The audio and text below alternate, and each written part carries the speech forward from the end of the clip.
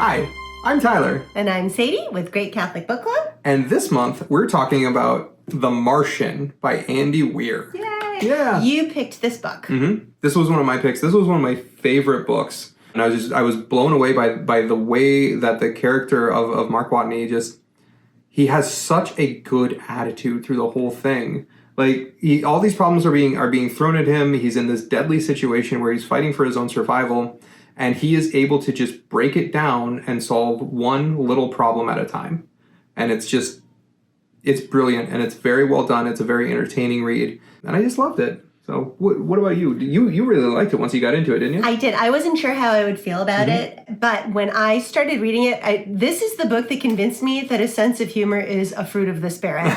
It really is. Yeah. And also that it's a form of intelligence. Yeah. Because you can't solve the problems in front of you if you are so stuck in like ruminative or angry or anxiety. Yep. That's why Jesus tells us not to be afraid. Yeah. And not to, let's hearken right back to The Hitchhiker's Guide to the Universe, which was our January book, which is this guide that has stamped on it, don't panic. I was like, well, that's what the Bible tells you. Yep. You know? Yeah, absolutely. But yeah, that good attitude is key to being able to allow your intellect to be illuminated so that you can actually face whatever puzzles there are in front of you. So anyway, I love the book. Yeah, I really enjoyed this selection. Let's get into it, because this is a really interesting book. And one of the things that really stood out to me was Mark Watney is so well trained. Like, he has the virtue to be able to have a good attitude, to be able to solve these problems, because he trained in that virtue.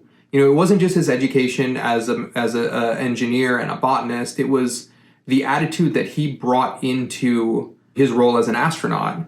It was the virtue, it was the diligence, it was the discipline, it was the perseverance. Like, he had those virtues because he had trained them. Like, he had spent his whole life developing those virtues so that he could be prepared for something that nobody could ever be prepared for. Well, the time to develop those things are not in the moment. Yep.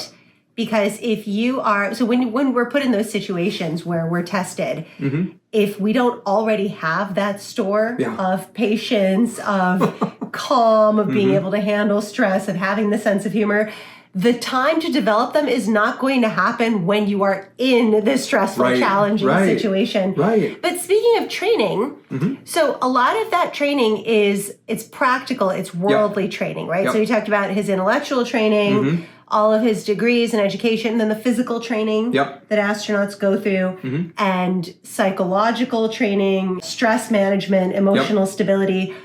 All of those things are necessary for the person to be high performing in this highly demanding and challenging field that they're in.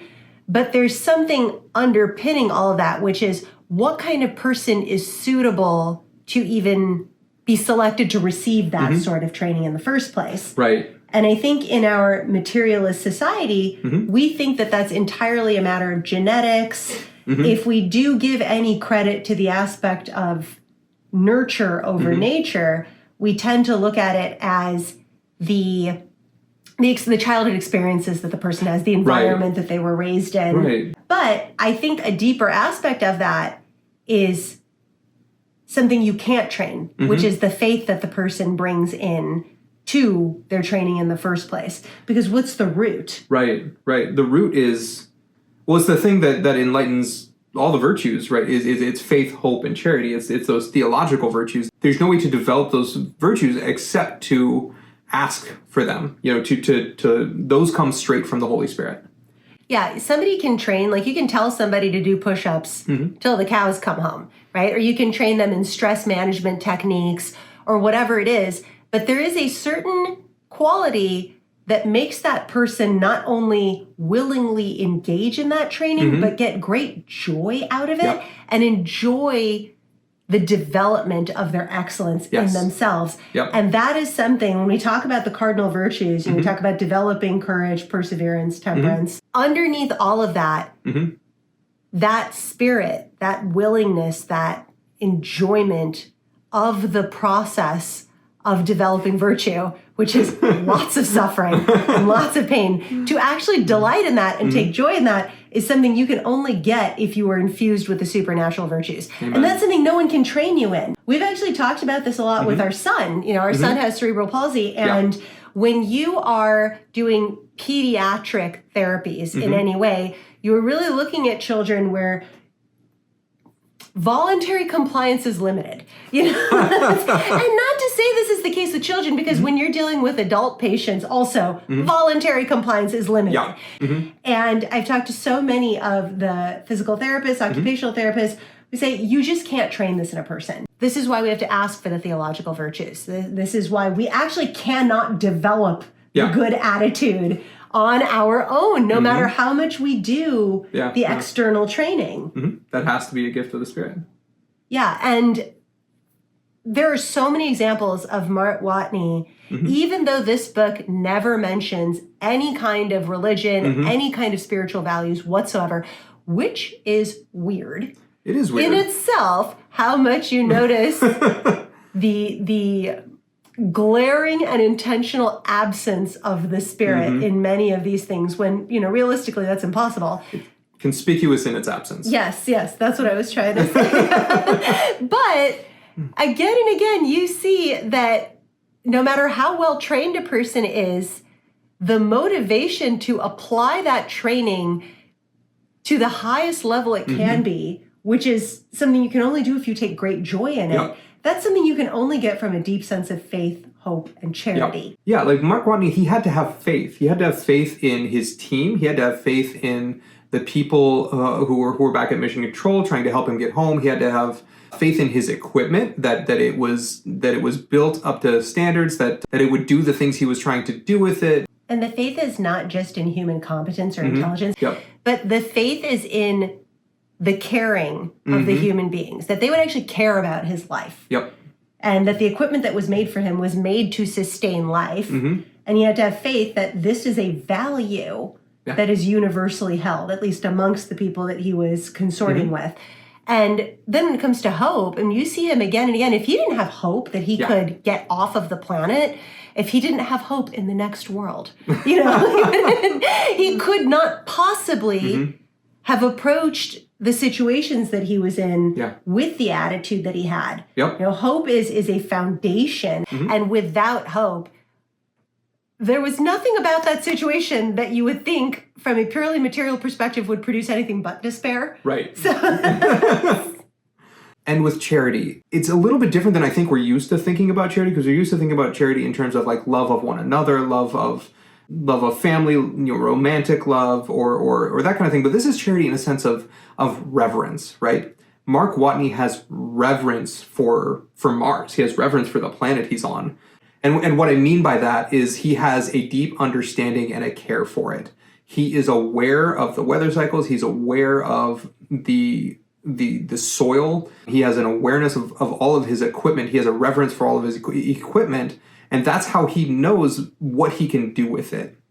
Because he has that reverence, that charity for all of his resources, he's able to get the most out of them.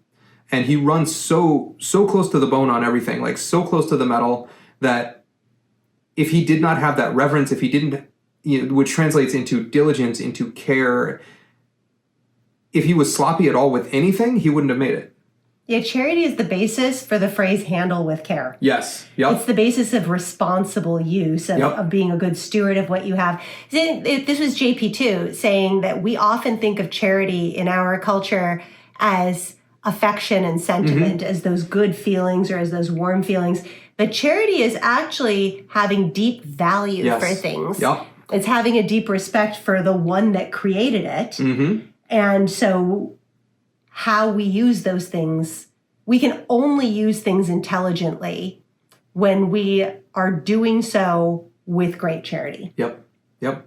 And Mark Watney has obviously a love for his life. He wishes to survive. But if he was only in love with his own life, with saving his own skin, he couldn't possibly have accomplished his end goal, because every step of the way, he's very well aware of the legacy to all of humankind that he's leaving, being the only person who has ever tried to survive on Mars and done what he did. So his love, his charity, his reverence extends for the entire human race. Yeah. And for the furtherment of the science. Yep. And all of these things, again, are presented in such material terms. Right. But everything about what they were able to accomplish, everything about his attitude required grace. Yeah, so we can't wait to talk to you about that. We're really excited about this book. Our next meeting is Monday, October 27th at 7 p.m. Central Standard Time.